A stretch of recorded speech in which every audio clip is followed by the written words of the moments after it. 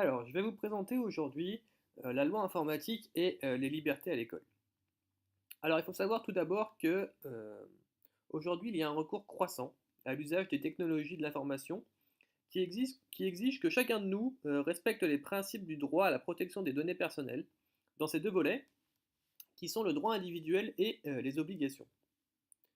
Alors, en la matière, le rôle du chef d'établissement et de son équipe pédagogique, ainsi que celui de la CNIL, sont analogues, pour faire en sorte que chaque citoyen, administré et futur citoyen, maîtrise ces nouveaux outils et soit sensibilisé aux risques éventuels qu'ils peuvent présenter. Alors, la loi informatique du 6 janvier 1978, modifiée par la loi du 6 août 2004, définit les principes à respecter lors du traitement et de la conservation des données personnelles. Entre autres, elle renforce les droits des personnes et prévoit une simplification des formalités déclaratives et précise les pouvoirs de contrôle et de sanction de la CNIL. Alors, quelques notions clés de cette loi informatique et liberté. Tout d'abord, elle est applicable dès qu'il existe un traitement automatisé ou un fichier manuel, c'est-à-dire un fichier informatique ou un fichier papier contenant des informations personnelles relatives à des personnes physiques.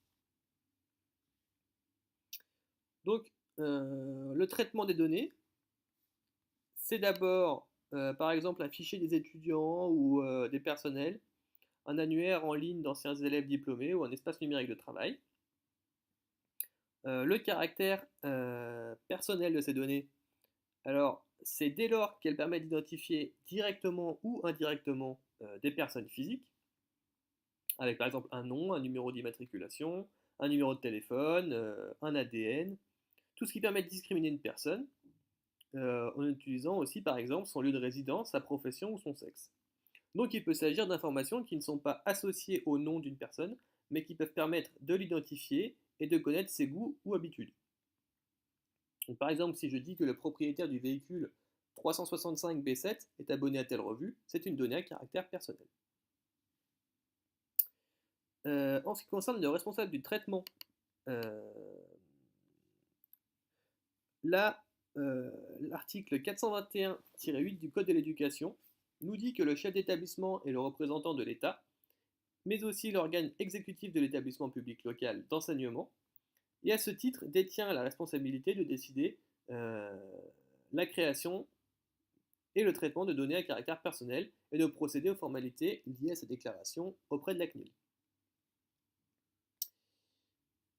Alors, ensuite, en ce qui concerne les principes à l'école, on a plusieurs principes à respecter. Tout d'abord, le principe de finalité, qui correspond à une utilisation encadrée des fichiers.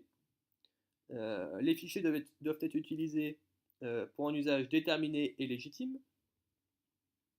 Ensuite, on a le principe de proportionnalité, où là, seules doivent être enregistrées les informations pertinentes et nécessaires pour assurer la gestion des services de l'établissement scolaire.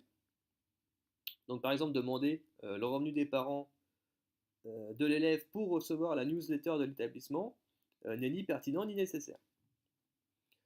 Ensuite, on a le principe de durée limitée des conservations des données,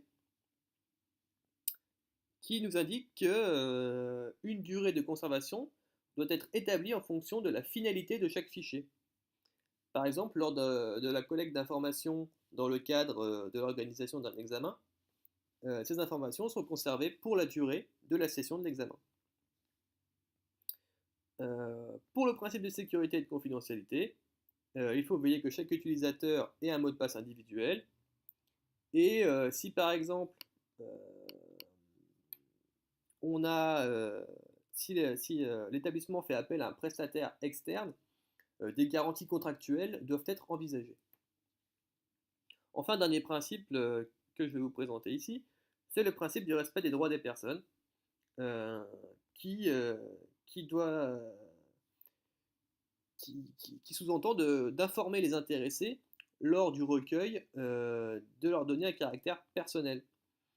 Euh, Ils doivent être informés de la finalité du traitement, du caractère obligatoire ou facultatif du recueil des données à caractère personnel. Enfin, selon la loi informatique et liberté, chaque personne a un droit d'accès, de rectification, mais aussi d'opposition, sous certaines conditions, à l'utilisation de leurs données. Donc pour en savoir plus, vous pouvez aller directement sur le site de la CNIL, euh, comme ceci, et ainsi constater que si vous êtes un particulier, vous pouvez avoir accès à vos droits en cliquant ici, ou un professionnel pour déclarer un fichier à caractère personnel, par exemple, en cliquant là. Voilà.